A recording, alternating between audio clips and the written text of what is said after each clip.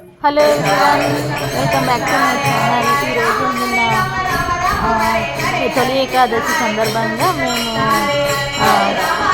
మర్కుక్కు అనే గ్రామంలో అది పాండురంగ ఆశ్రమంకి రావడం జరిగిందనమాట. అక్కడ అఖండ భజన, అఖండమైన పూజాది ప్రతికి బాగా జరుగుతాయి అన్నమాట. ఈ ప్రత్యేకించి తొలి ఏకాదశి సందర్భంగా మేము అందరం స్వామివారి తిలకాన్ని ధారణం చేసుకున్నాం. నేనైతే పెట్టుకున్నాం. ఇట్లా మార్హాన్ అయితే అసలు ఉంచుకుంటూనే లేడు. 3 సార్లు 4 సార్లు పెట్టడం జరిగింది ఇట్లా తిలకము. ఇంకా మేమైతే ఎంట్రెన్స్లోనే తిలకధారణం అయితే జరిగింది. బుక్ పెట్టుకున్నాము. తర్వాత గుడి లోపలికి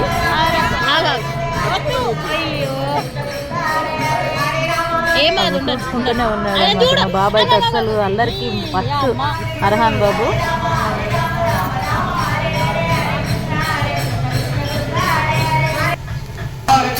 స్టార్ట్ అయింది కూడా. అంటే మేము అక్కడికి వెళ్ళేసరికి 11 అట్లా అయ్యింది టైం అనమాట. అప్పటికే చాలా మంది మన భజన తరపులు చేస్తున్నారు. మళ్ళీ ఇది ఇక్కడ అంటే గజ్వేల్ వెళ్ళే రూట్లో మర్కుక్ అని ఒక విలేజ్ వస్తుంది అనమాట. అక్కడ ఈ అఖండమైన పాండురంగ అనే ఆశ్రమం ఉంది. చాలా అంటే చాలా బాగుంటుంది. ఇది భవానంద సాగరం అంటారంట దీని పేరు. చాలా అంటే చాలా మంచిగా ఉంది. అక్కడ వెళ్తే అయితే ప్రశాంతమైన వాతావరణం, చుట్టూ కూడా అంతా పొలాలు, మంచి అడవిలతో మంచిగా ఉంది, ప్రశాంతంగా ఉంది. అసలు ఇక్కడ సిటీ ఏరియాకు ఇక్కడ ఏరియాకి అయితే చాలా డిఫరెన్స్ ఉంది. ఒక ప్రకృతి బడిలోకి వెళ్ళినంత అనుభూతి వచ్చిందనమాట. ఇక్కడైతే ఇంకా అఖండమైన భజనాది కార్యక్రమాలు జరుగుతున్నాయి. నేను వీడియో షూట్ చేసినాను అనమాట.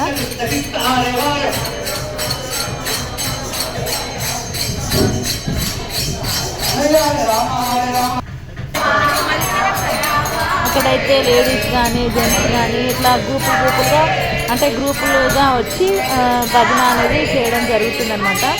అట్లా 2 రోజులు అఖండమైన భజనాది కార్యక్రమాలు జరుగుతాయి. ఎక్కువ శాతం ఇందులో హరే రామ హరే కృష్ణ అనే నామాన్ని ఎక్కువగా జపించడం జరుగుతుంది. పాండురంగ ఆశ్రమంలో చాలా రకాల వాయిద్యాలు ఉన్నాయి. మళ్ళీ సింగర్స్ కూడా చాలామంది 1 by 1 ఇట్లా వచ్చి పాడి వెళ్తూ ఉన్నారు. చాలామంది సెలబ్రిటీస్ కూడా ఇక్కడికి వస్తూ ఉంటారంట. చాలా అంటే చాలా ప్రశాంతమైన ఒక అద్భుతమైన వాతావరణం అన్నమాట ఇది. మేమైతే ఫస్ట్ టైం ఇక్కడికి వచ్చినాము. ఈ టెంపుల్ కూడా కొన్ని వందల సంవత్సరాల చరిత్ర ఉన్న టెంపుల్ లాగే అనిపిస్తుంది. ఏంటంటే చుట్టూ వాతావరణం కూడా అట్లనే ఉంది. జనాలు మాత్రం ఇంకా వస్తున్నారు, దర్శనం చేసుకుంటున్నారు, భజన చేస్తున్నారు, రకరకాలుగా ఉన్నారనమాట. అక్కడైతే కొబ్బరికాయలు ఇట్లా కట్ చేయడం జరుగుతుంది. కొబ్బరికాయ ఇస్తుంటారు.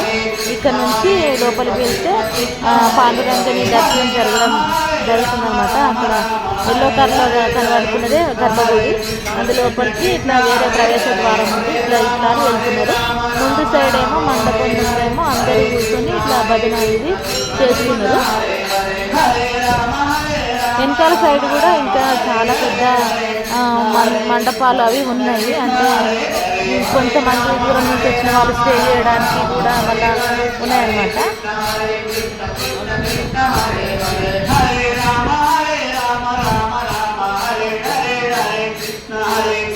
మా అర్హాన్ బాబు అయితే అల్లరి ఎప్పుడు వెళ్తాడో తెలియదు, ఎప్పుడు వెళ్తాడో తెలియదు. అట్లా వదిలిపెట్టేస్తాము. ఆడుకుంటున్నాడు.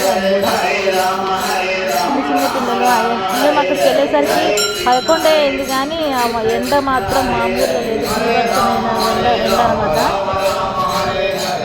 ఇంకా నేను ఒక పొద్దు ఉన్నాను కదా, ఒక పొద్దు ఉంటే ఇంకా ఎండకు కొంచెం కళ్ళు చక్కెర వచ్చినట్టు అయింది.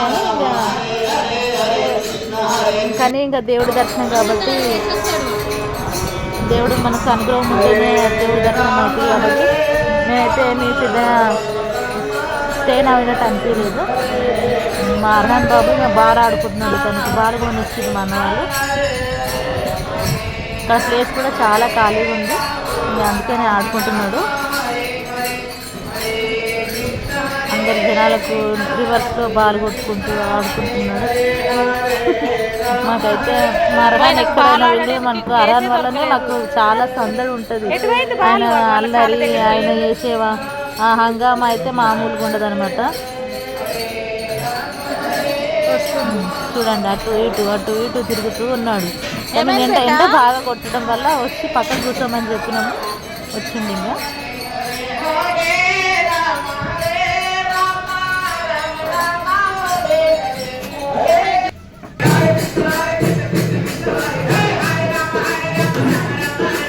ఇప్పుడు ఏదో భజన మండలి బ్యాచ్ అంట, దాదాపు 200-300 మంది వచ్చారు ఒకటే లైన్లో వస్తూనే ఉన్నారన్నమాట. మామూలుగా కాదు, కుప్పలుగా వస్తున్నారు జనాలంతా, భజన భక్తులు.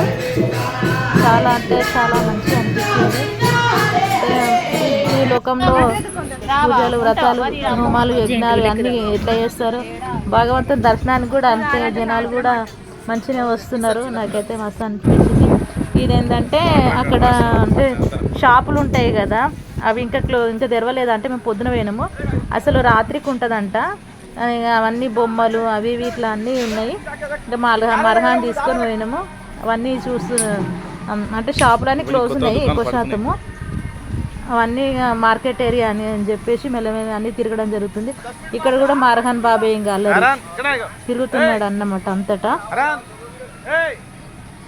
ఇక్కడ బూందీ అవి ఇవి స్వీట్ ఐటమ్స్, అక్కడ గాజులు అవి ఇవి. ఇక్కడ బొమ్మల స్టార్, మరహాన్ అయితే బొమ్మల మధ్యనే ఉన్నాడు అనమాట.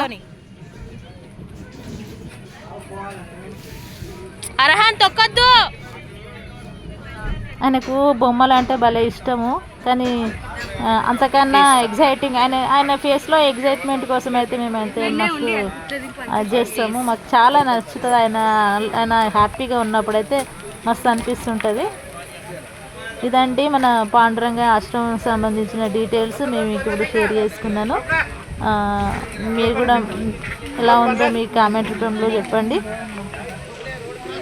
Thank you so much. మీ అందరికీ కూడా శ్రీ మహావిష్ణువు పరిపూర్ణ అనుగ్రహం కలిగి మీరు కూడా భగవంతుని దర్శనాలు ఎన్నో చేసుకోవాలని చెప్పి మనస్ఫూర్తిగా కోరుకుంటున్నాను.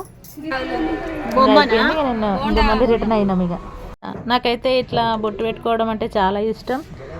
శ్రీ మహావిష్ణువు నామాలు మధ్యలో పాండురంగని దివ్యమైన బొట్టు అట్లా పెట్టుకోవడం అయితే చాలా ఇష్టం. నాకైతే పరిపూర్ణమైన హిందూ అనే ఒక ఫీల్ అయితే నాకు మస్తు అనిపించింది. ఇంకా మేమందరం ఇక్కడ గుడి దగ్గర ఉన్న పిక్స్ ఇవన్నీ నేను వేరే ఉన్న సపరేట్గా ఉన్న ఫోటో తీయడం జరిగిందనమాట.